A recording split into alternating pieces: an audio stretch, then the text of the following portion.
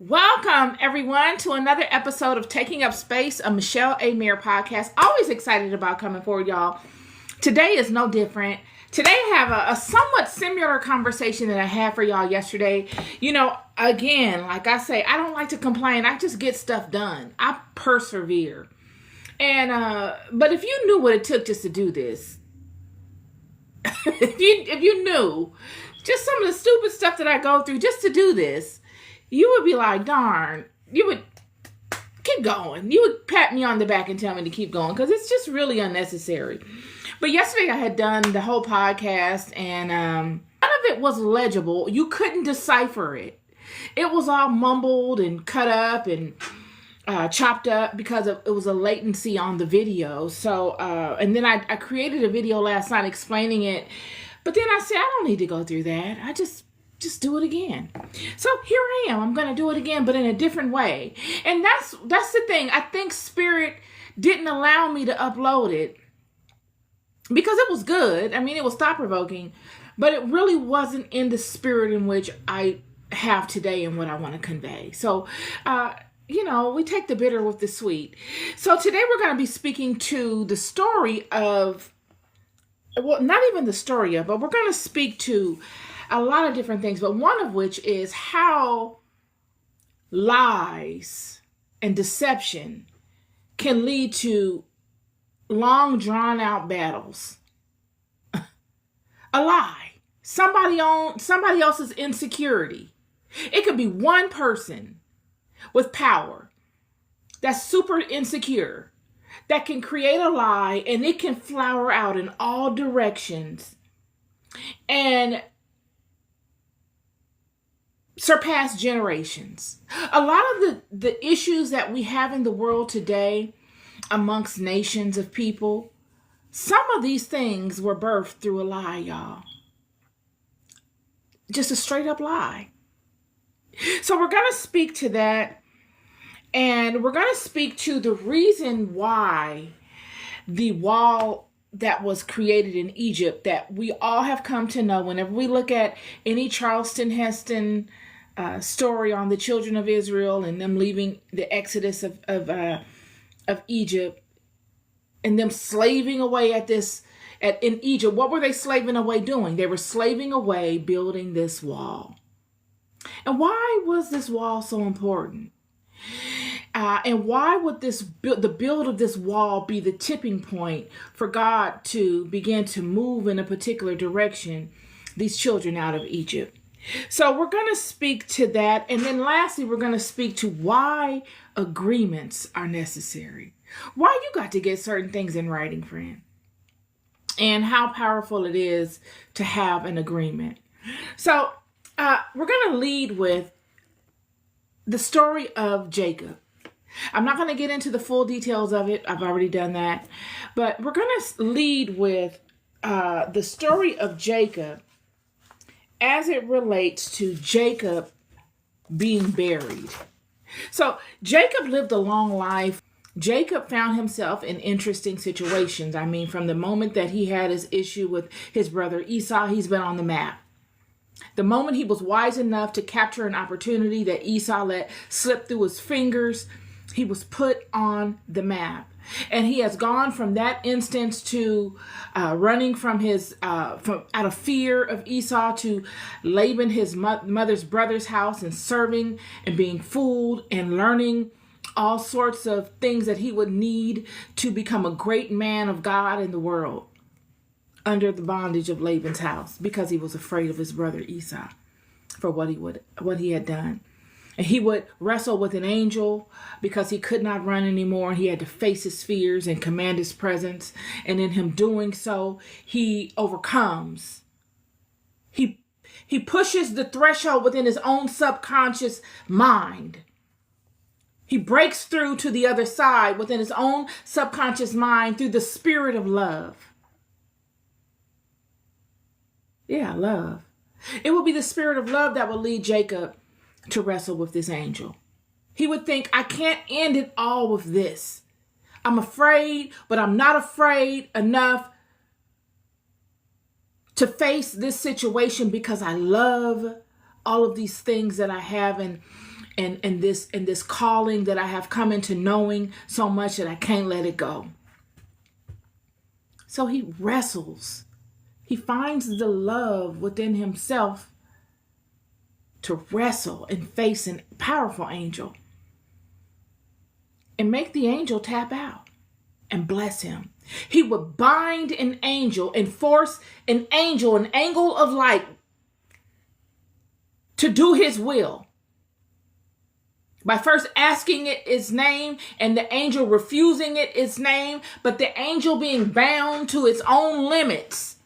And Jacob being smart enough to know what the limits of that angel was and binding him to it, using his physical body to hold him in that space, gave the angel no other way than to bless Jacob. Jacob took his blessing. He took it. Everything Jacob did, Jacob took. Jacob would take the inheritance of Esau. He didn't steal anything. Esau would watch Nimrod. But Esau would not watch the full story of Nimrod like most people don't do. Most people come into the chapter of your life at the end of a thing. All of the ebbs and flows and all of the really detail-oriented work that got you to where you are, that makes people so enamored with you, they miss. They only come into the aspect of your life where you have risen to the occasion and overcome and mastered those lower level aspects to build yourself up to such a space where the love that you have is so monumental that it's contagious. Because see, it is the love, y'all, that makes people want to step in your shoes and be you. It's the love. It's the fact that you have gotten so good at doing what you love to do that it becomes contagious to other people and they want it. They just want to step into that aspect, but they don't want to know all the little details that led you to it. And this would be detrimental to Israel, to Esau.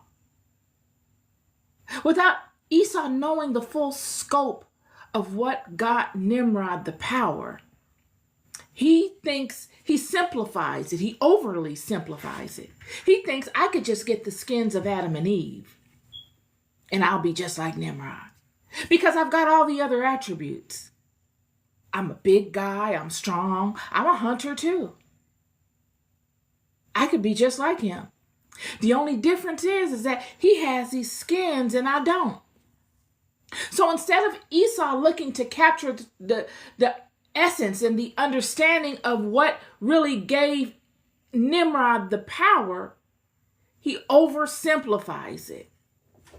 He labels it Adam and Eve's skins, and all he ever thinks about is plotting on getting those skins from Nimrod.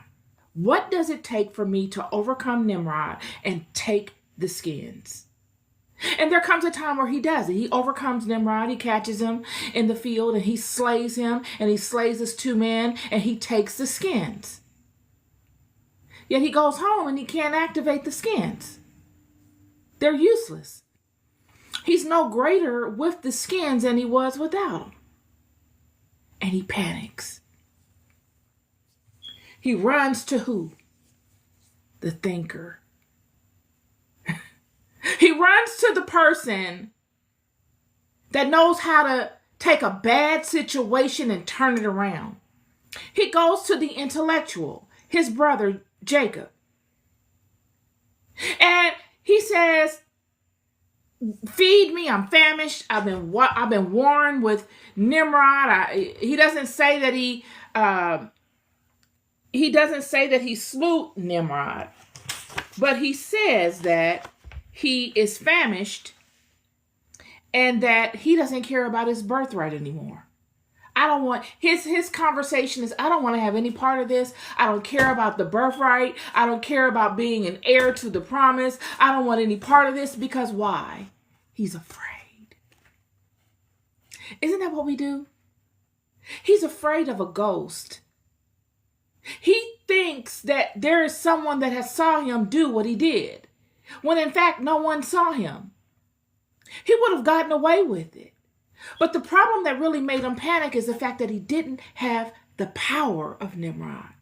And without the power of Nimrod, him slaying Nimrod was worthless. It would multiply more problems on his plate, because now he has to deal with all of those that mighty people that Nimrod loved. The whole world loved Nimrod. And he thought by taking these skins, he would just be able to fall into the power and become somewhat of a dictator. Because he saw what Nimrod did at the end of Nimrod's reign. Nimrod became a dictator as well. The nature of him coveting these skins that were never to be coveted. The love is never to be coveted, friend. The love is to be shared amongst one another, and you are to fall into alignment with it at whatever level you ascend to reaching it. It's so expansive. You can't reach the totality of the power of it. So there's no losing out. It's all based upon what you put in. And Nimrod coveted the knowledge. So he had to go and face all of the monumental giants, all the Nephilim, on his own. He had no one that could contend on his behalf with him.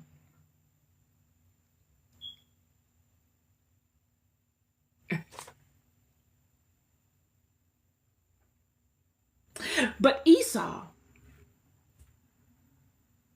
in him unaliving Nimrod, would also go against the law of God. He would slay God's anointed.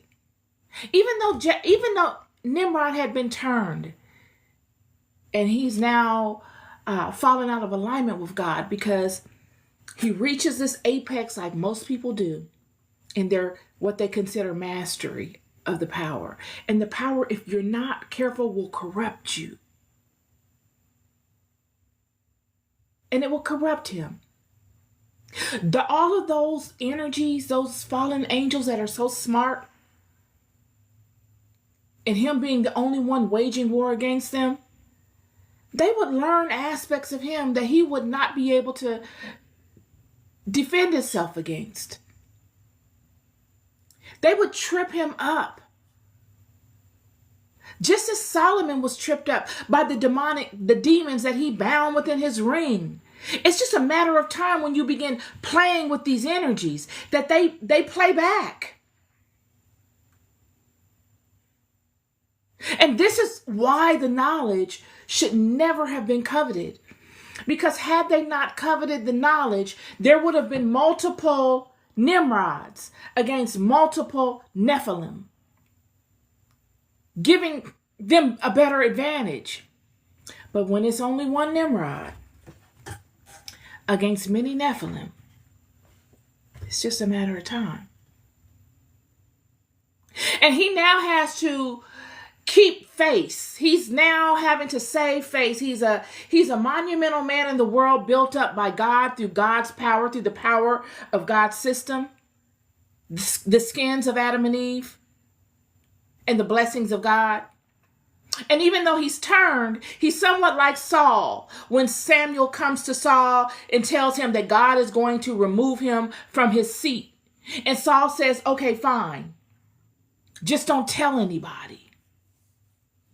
Nimrod is the same way. He's like, okay, I know I've lost this power, but I can't let anybody else know because I've risen so high in the hierarchy of things. I'm the king and everybody respects me and everybody is afraid of me. If they find out I don't have this power, they will overcome me.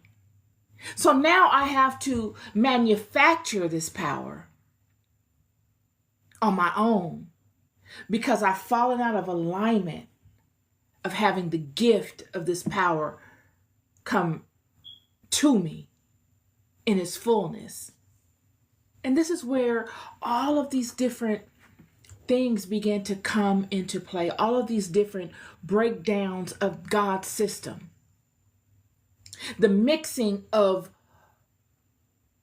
righteous with unrighteous.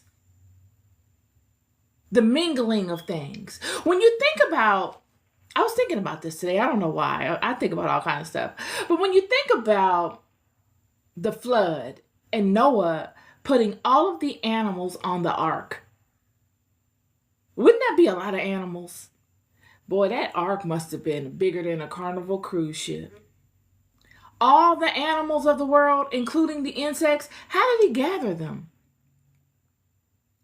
And then how did he put them all on there? And then how did he safeguard that they would live? You got insects, you got ants that are so tiny. You got insects, gnats that are tinier than ants. You got insects that are tinier than a gnat. How? He didn't need to do that. When God said that he could do this thing over again with 3, he meant it. A lot of the animals that are formed are morphed from one species. A lot of the insects. When I was a little girl, I had a vision. I was looking at a piece of wood that was dry rotted. And something in my mind said, it was dry rotting.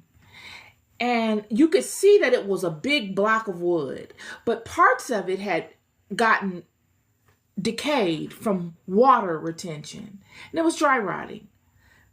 But it was still a block of wood, but it was slowly decaying. And you could see it. And something in my mind said, if you focus on this long enough, you can change this, not the entirety of the wood, but a portion of that wood into whatever you want. And for some reason, when I was driving today, I thought of that again. The fact that what we consider dry rot is the mingling of water and wood and dirt. And then in the mingling of that, if put in the right environment, whether heat or cold or the right temperature over the right amount of time, other elements begin to materialize. You have bacteria that come into play that will birth itself within that environment, and it will chew away at that, and you will have worms that will begin to form. These are the building blocks of the insect kingdom. Through time. And through what is unseen, the elements in the air, the bacteria that can only be seen in a microscope, much of the insect kingdom has come into play.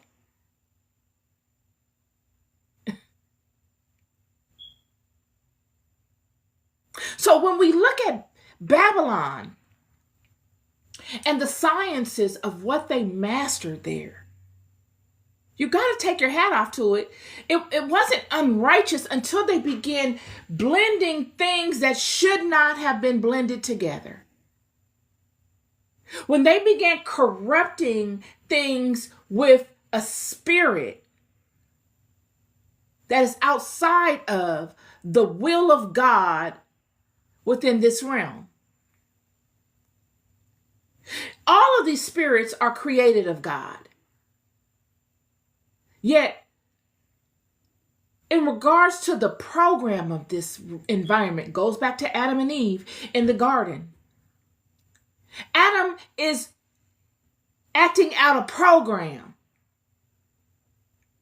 And when God creates all of these things and he sits Adam in the garden and he lets Adam have his dominion, Adam takes on the responsibility of acting out the program. And what does he do? He begins naming all of these animals. And God says, okay, we're on to something here. You're trending.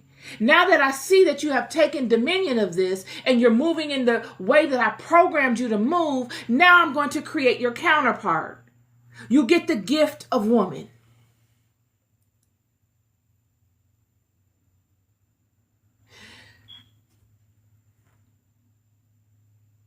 So when we look at Babylon, we look at Nimrod, taking it a step further as somewhat a mad scientist, if you want to call it that, or him having mad scientists under him. Him working with the fallen angels, those that know all of the sciences of this realm. They know all of these things. Why do you think the Apocrypha speaks to, Kokabel giving them this and Azazel giving them that and Ezekiel giving them this? They were giving them vast amounts of knowledge of this realm in a way that would not serve them.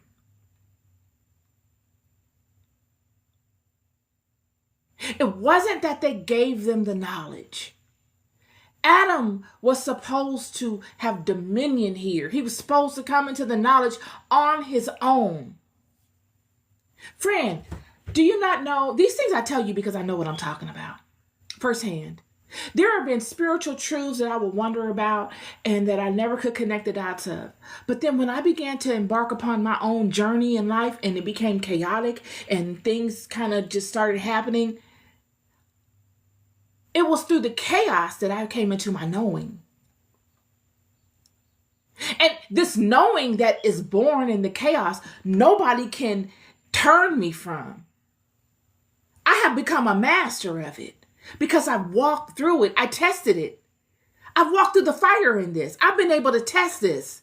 This thing that I got in my hand that is I call my knowing, I know what I'm talking about. It's more precious than anything in this life. It's all I've got.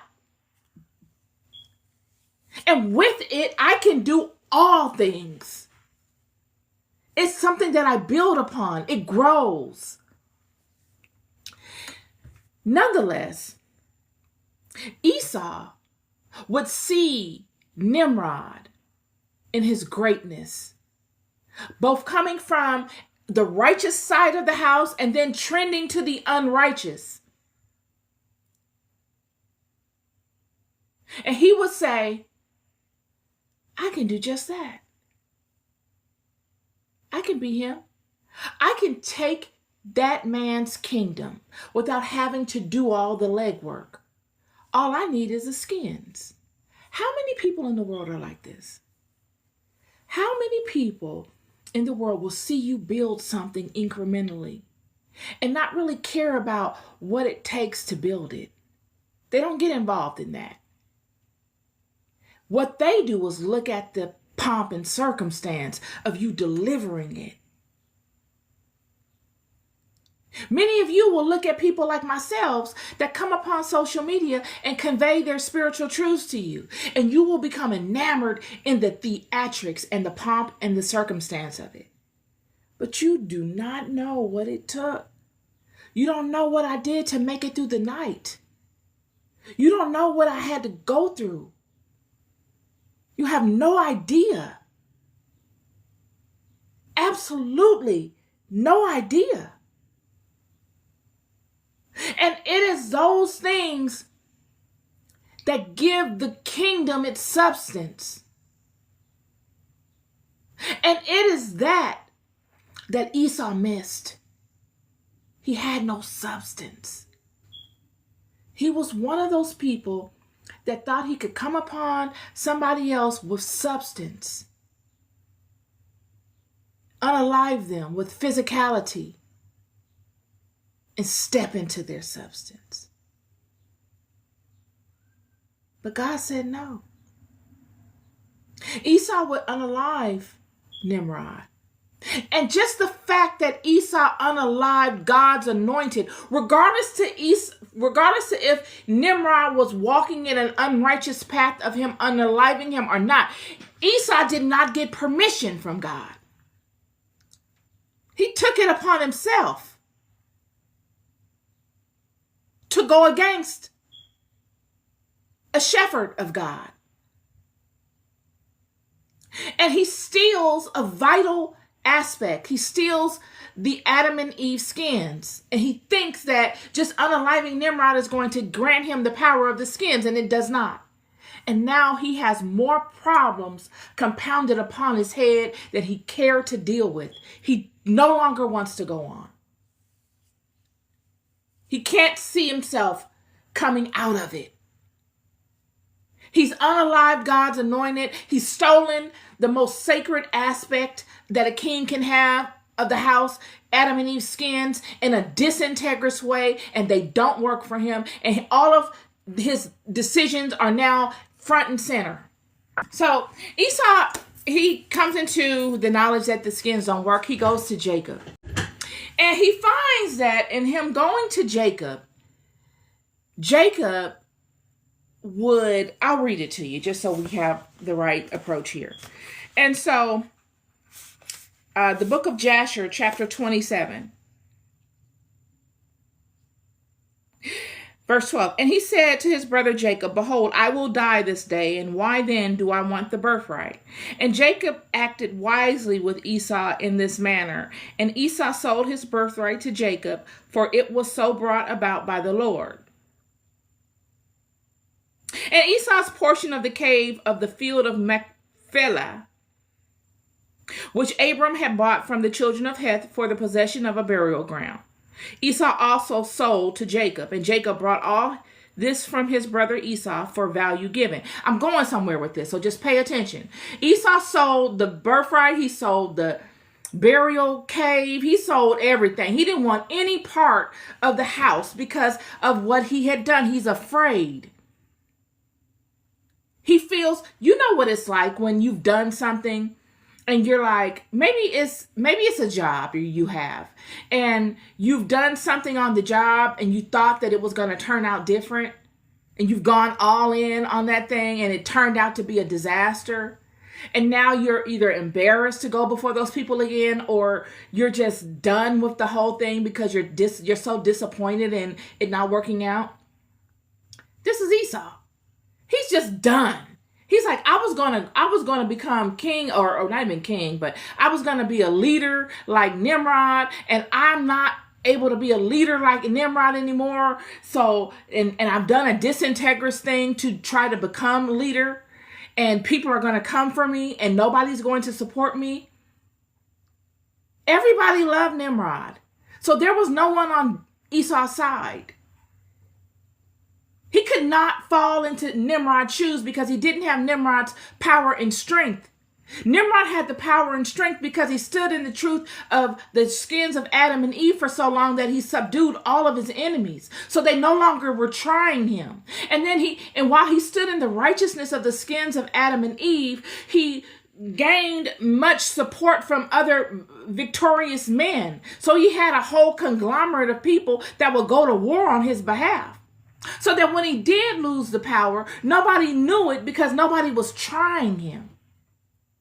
And he had buffers of people around him so that he didn't have to war. He had other people that will war for him. But Esau's not that. He's thinking, I'm going to take these skins and yeah, they're going to come and try me, but I'm going to be able to annihilate them because I have the skins, but the skins don't work. And now he's like, oh my gosh. So anyway, he sells the burial ground. I'll read it again. And Esau's portion in the cave of the field of Machpelah, which Abram had brought from the children of Heth for the possession of a burial ground, Esau also sold to Jacob. And Jacob brought all this from his brother Esau for value given. And Jacob recorded the whole of this in a scroll, and he testified the same with witnesses, and he sealed it, and the scroll remained in Jacob's hands. So now what we're getting to is the meat of this conversation. Many people will wonder, wow, why would Jacob go to such extremes in documenting all these things with Esau? Well, we will find in later chapters that Esau has a temperament. He's a deceptive individual. You can't trust Esau. I mean, Jacob would know this all along from his interactions with Esau. And this is why he would go through such an extreme to document such a vital agreement. Jacob could have easily taken a verbal agreement on it and went on his way. But because it was such a vital and precious agreement, at the time, selling Esau's birthright meant nothing because their father needed to bless them. Without the father's blessing, Jacob having Esau's birthright really didn't mean anything. And Jacob could not forecast out the circumstances that would lead Isaac to blessing him. But that's how God is. God will incrementally put situations in your life for you to befall. Incrementally, that will not make sense to you, but that you will need to go through. You will need to capture those opportunities. You need to go through all of the chaos of the walk, whatever it is, even though you don't understand why. What we will find is that in the book of Jasher, chapter 56, Jacob transitions. And, Jacob's son Joseph loves his father tremendously. Joseph does a monumental thing on behalf of his father Jacob. He honors his father. All of Joseph's walks throughout his entire life led him to the space he was in.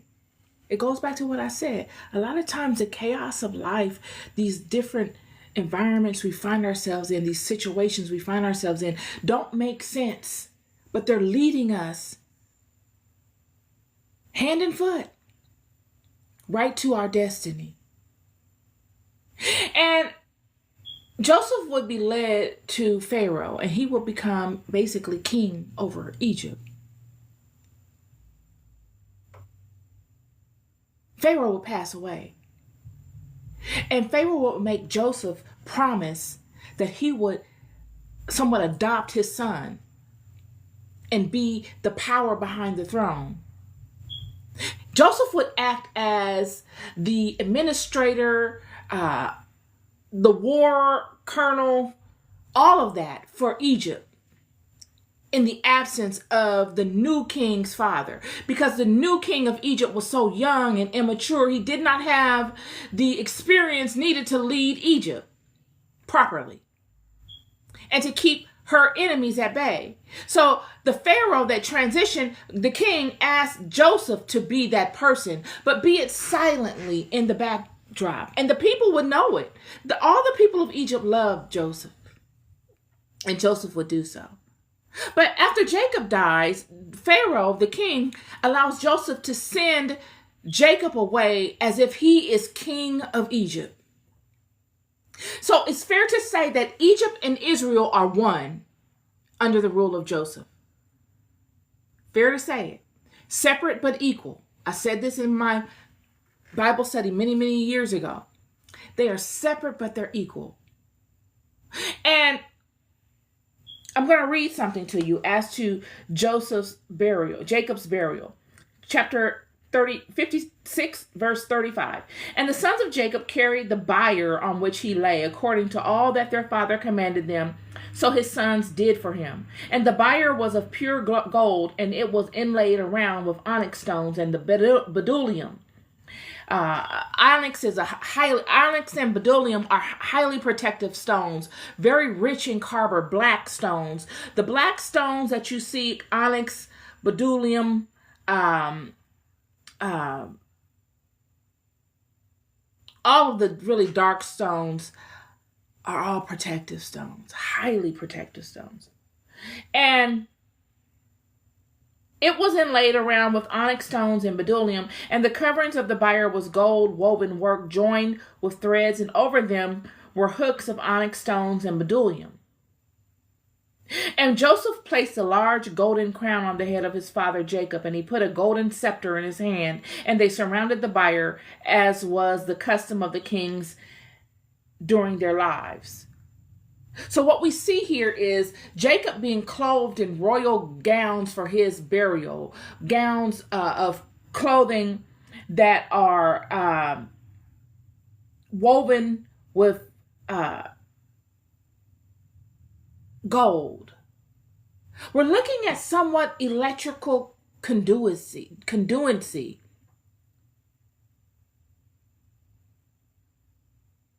being insulated by these stones, protective aspects of these stones, protecting the intention, the essence of the garment. So you have these stones surrounding the garment, and then you have the garment itself lined with gold, which is a conductor. So you have electrical conduency that is usually a protective aspect because Jacob is being buried. And then you have also an outer layer of crystalline conduency in the form of crystals, protective crystals that protect the body of Jacob. And then he has a large crown on the head of his head and a golden scepter in his hand. And they surrounded the bier, as was the custom of the kings during their lives. So all the kings surround this bier. What is a bier? A bier is like a stretcher that holds the coffin, because the coffin was so pure, everyone can't touch it. This is why these crystals and the fabric laid upon it was so important. It's to keep the intention and the integrity of the purified nature of the body. It's so that no outward element, no outward vibration can come and impede or impregnate itself within that, altering the next level of the spirit that reside within this body, or the body itself, because the Egyptians were highly into embalming and the afterworld. Verse 40, and Joseph and his household went together near the bier, barefooted and weeping, and the rest of Joseph's servants went around him. Each man had his ornaments on him, and they were all armed with their weapons of war. And 50 of Jacob's servants went in front of the bier, and they scattered along the road myrrh and aloes and all manner of perfume. And all the sons of Jacob that carried the bier walked in the perfumery, and the servants of Jacob went before them, scattering the perfume along the road. And Joseph went up with a heavy camp, and they did after this manner every day until they reached the land of Canaan. And they came into the threshing floor of Atad, which was on the other side of Jordan, and they mourned an exceedingly great and heavy mourning in that place. Listen to this, though. And the kings of Canaan heard of this thing, and they all went out, each man from his house, 31 kings of Canaan, and they all came with their men to mourn and weep over Jacob. So you've got 31 kings of Canaan. And I know many people say that the Canaanites and all of this were not in agreement with the Israelites. I don't believe that. I believe that as time progressed, people did fall out. But friend, I'm here to tell you that the Canaanite region was a powerful region of mighty men. The prestige that came out of this region of mighty men of valor. I'm not talking about fallen angels. I'm talking about men of God. Is renowned. It's just a heightened level of it. These were courageous go-getters, nation establishers, from the Phoenicians to all points in between. The Israelites, the Cushites, I'm talking about all points. Powerful people. So you must understand that there was going to be a lot of contention.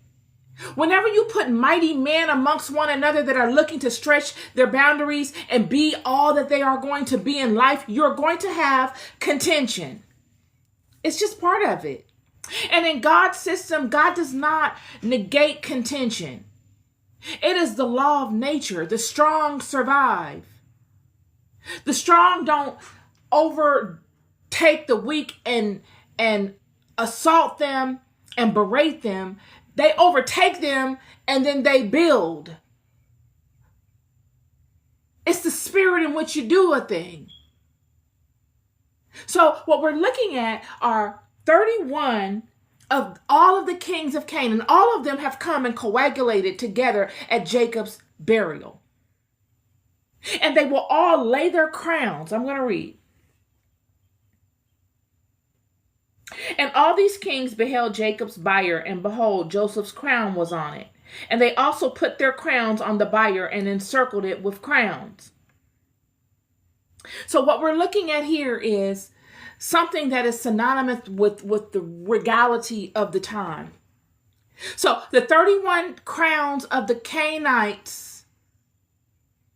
kings plus Jacob's crown is 32. Well, where is the 33 that everybody talks about so heavily? Well, the 33 would be Esau, but Esau is missing.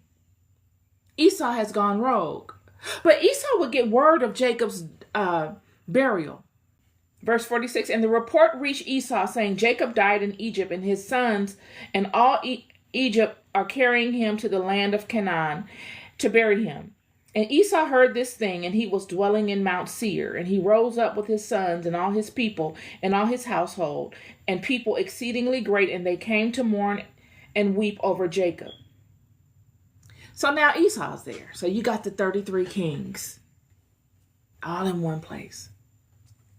I don't want to get off on that. I'll do something else on that at another time, but I want to focus on what happens next. They all sit there and they weep and they mourn the death of Jacob. And then Joseph goes and his brothers bring their father from that place, and they went to Hebron to bury Jacob. They go to the cave that I just read to you that Esau sold to Jacob, and that Jacob documented and sealed in a scroll, and that Jacob had witnesses to testify to. So now they're taking this body to that cave.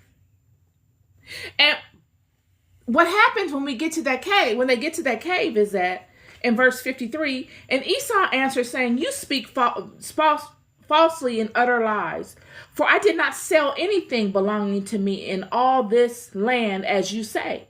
Neither did my brother Jacob buy all belonging to me in his land. And Esau spoke these things in order to deceive Joseph with his words, for Esau knew that Joseph was not present in those days when Esau sold all belonging to him in the land of Canaan to Jacob. And Joseph said to Esau, surely my father inserted these things with you in this record of purchase, and testified to the record with witnesses. And behold, it is with us in Egypt. And Esau answered, saying to him, bring the record. Now Esau knows, I just read to you proof that Jacob brought the cave from Esau, and that he is rightfully able to be buried in this cave.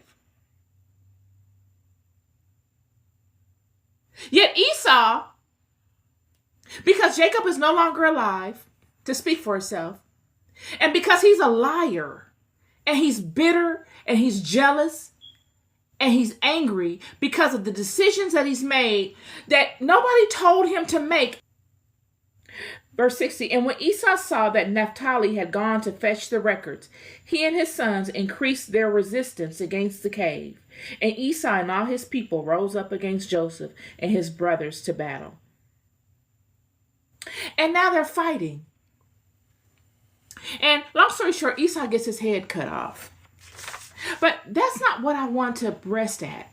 This battle that would happen at this cave would invoke a spirit in the Edomites, Esau's people, that would be an ongoing spirit throughout generation to generation.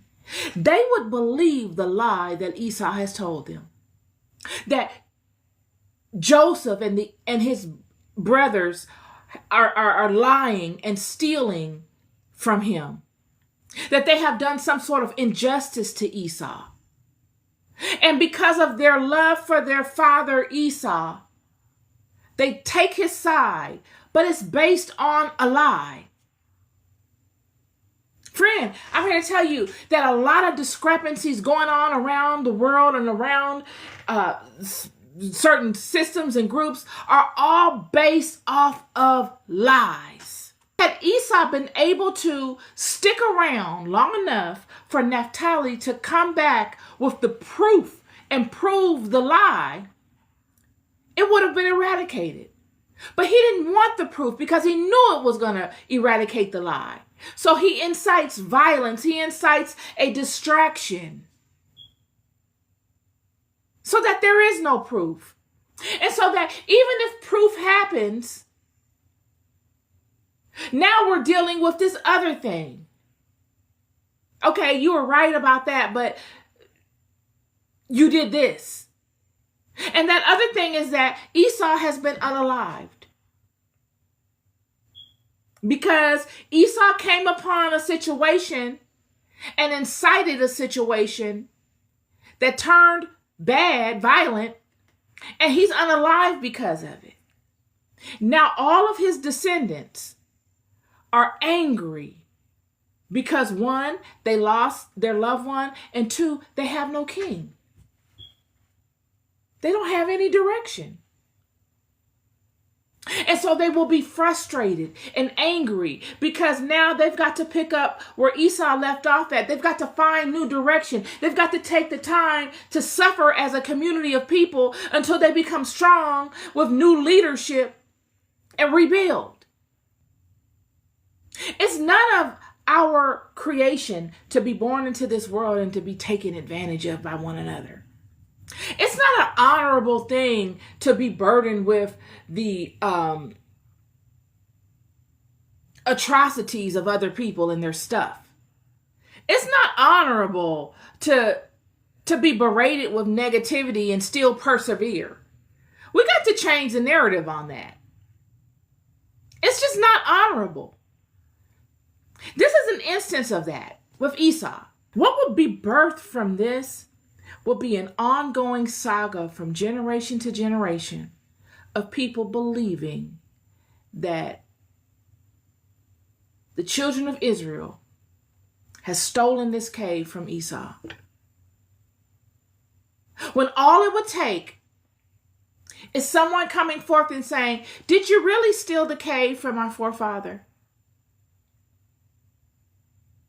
And where's that proof that you were talking about? That's all it would take. But they would not do that. They would just go with the rumor. Oh yeah, they stole the cave from Esau. And generation after generation, war after war, they will walk around with this chip on their shoulder. And no one ever asking the truth. No one ever asking to see the proof, which was there. All of this would lead to the son of Esau, Zepho, finding himself in a situation where he is on fire. He is on fire for his father and for his country. And they are upset about what has happened, even though it's all a lie. All of this is a lie. Joseph gets in on the deal because they're trying to come upon Egypt. They're looking to wage war with them because of what happened with Esau. And Joseph ends up dominating and winning the war and imprisoning Esau's son Zepho for an extended amount of time and his brethren. And it would come to a point where Joseph would transition. And after Joseph's transition, then Zepho would get released from prison. He would get released from bondage. He would escape. And he would go on the run and he would try to link up with all these other countries that had formerly waged war either with Egypt or that he had alliances with. And nobody would want to, he would try to get them to corral that old spirit up, because he'd been in prison for a long time under Joseph's rule, to corral that old spirit up to go and attack Egypt again because of what happened with his father Esau. And he partners with the sorcerer Balaam. And they're about to go into Egypt. They're about to go into Egypt and wage war with Egypt. And Egypt gets a word on it. The Egyptians hear about it and they corral 300,000 of their men, but they don't want to include Israel because Egyptians are afraid of Israel at this point. Joseph has transitioned and there's a new king in town, and they don't really like the Israelites being there because the Israelites are prospering and growing and they're not doing well economically. So they're going to go to war, but they're going to tell the Israelites, okay, we want you to come to war with us too, but we're going to lead first. And if we have any problems, we'll call on you for backup. Egypt will go to war with Zepho, the Edomites. You see, this war really wasn't Egypt's war. This war really was Israel's war. Because the issue always was with the children of Joseph, the children of Jacob, and Esau. But because Joseph was so close to the king, it became Egypt's problem. And now Zepho is coming back and he's waging war on Egypt. He can't wage war against just Israel because Israel is insulated in Egypt.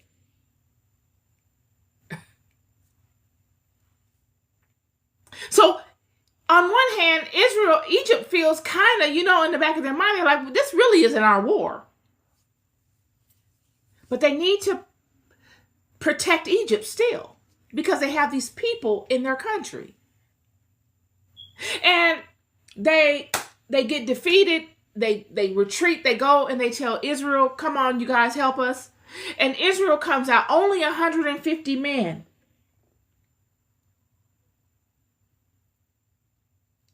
Against hundreds of thousands of these people.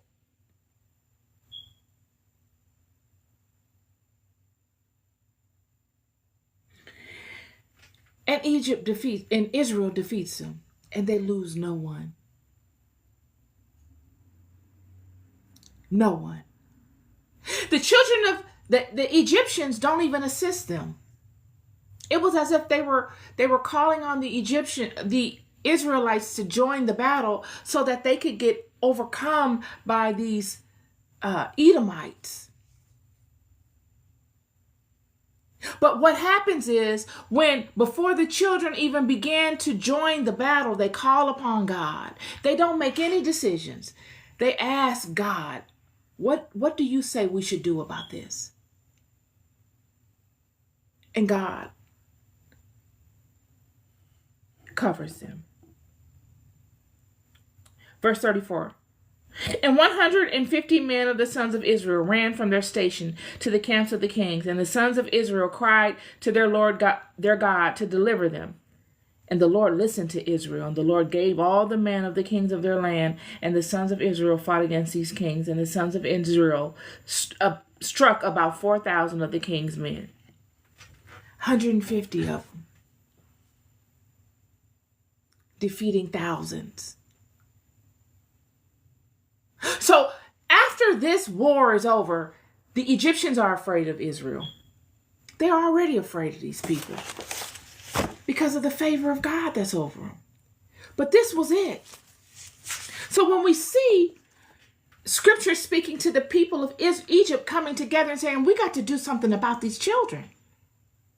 This is why. And they create this theory of building this wall because of this war that has just occurred. And they're saying, come on, you guys, we're going to build this wall together because we got a common enemy. And the children of Israel, one by one, leisurely, they buy into it because they know the nature of these people. They know the nature of these people. These are community-based people. They protect family. They protect themselves. So to build this wall, they could justify using their time and resources to do it. Yet the plan was that we're going to get these people to buy into this concept. We're going to tell them we're going to pay them for a certain amount of time, and then we're going to stop paying them. And then we're going to force them to do it. And that's what they would do.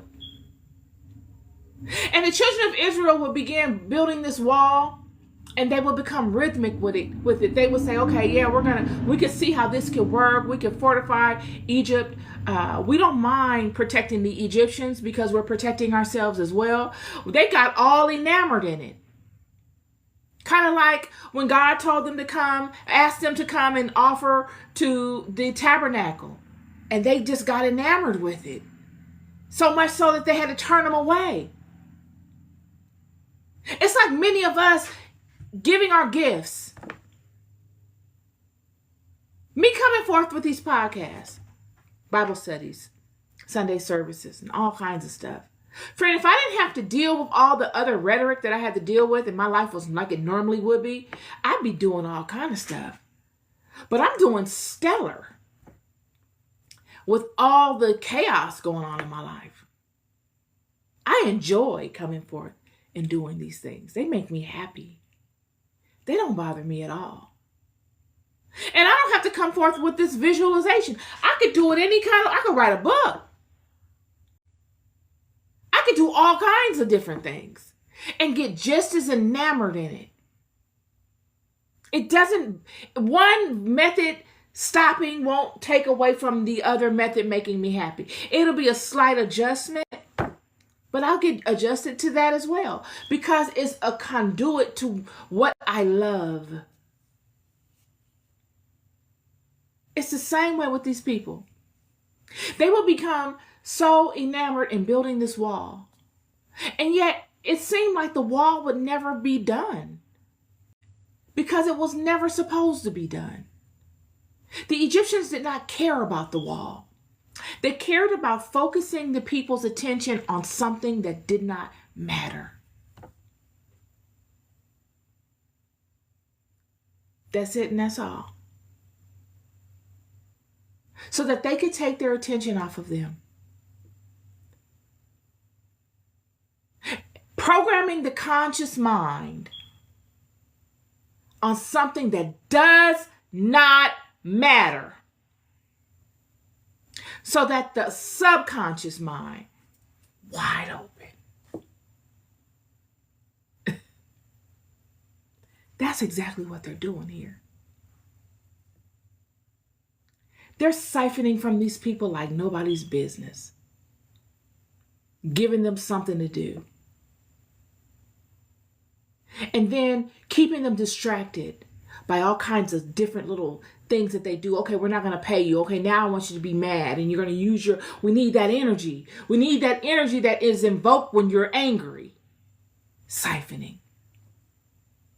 Confusion. Instability. Siphoning. But what happens? What these people would conjure to siphon to use as a way to siphon from the children of Israel would bless them. These people would multiply so much so that the land was full of them.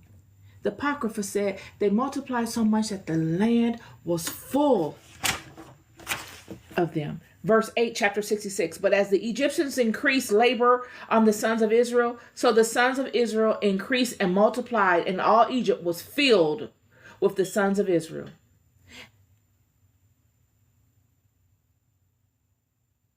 And in the 120th year of Israel's going down into Egypt, all the Egyptians saw that their counsel did not succeed against Israel, but that they increased and grew, and the land of Egypt and the land of Goshen were filled with the sons of Israel.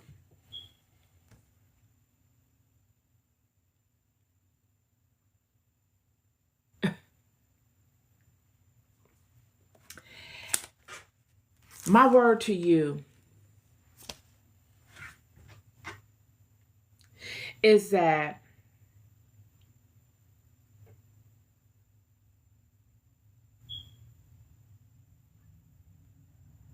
Without an agreement, you are able to do whatever you choose to do, however you choose to do it, within the parameters set before you. These people would want to stop building the wall because the Egyptians would stop paying them. But because they did not have an agreement in writing, the Egyptians could base their previous activity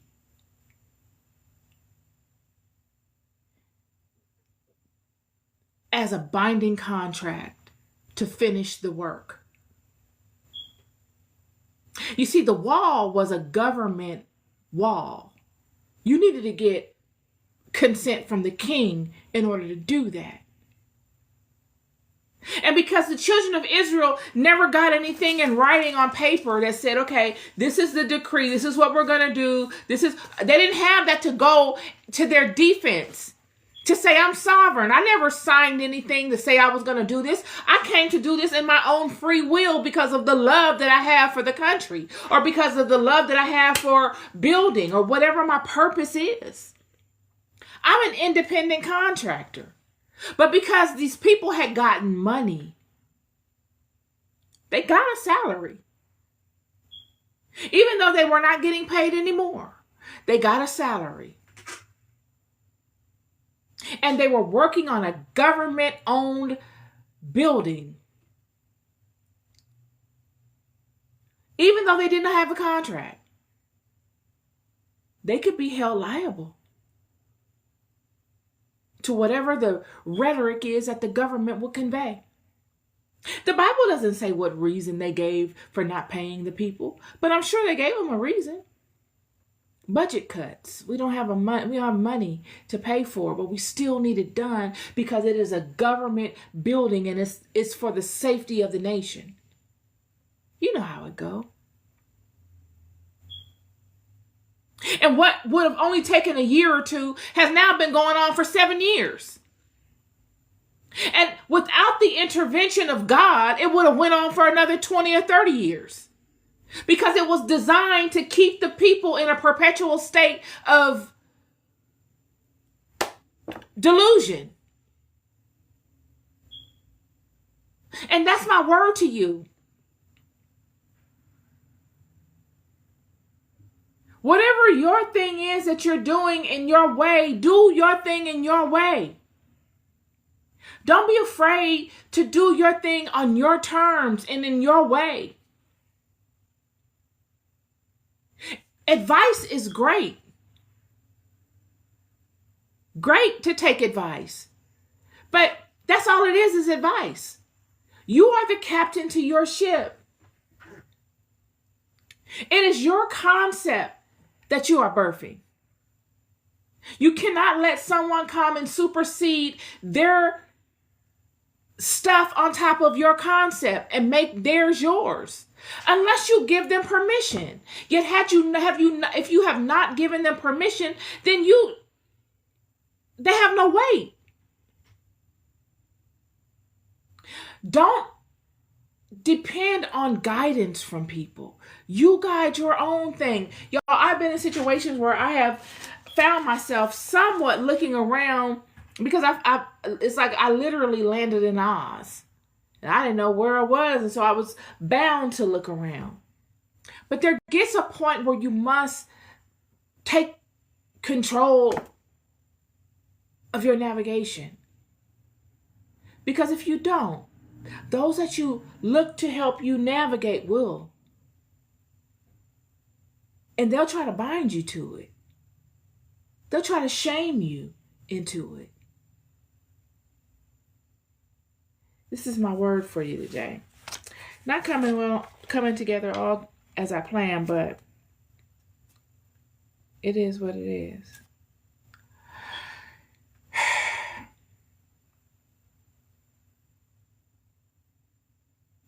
You love more than you'll ever know. I'll never stop telling you.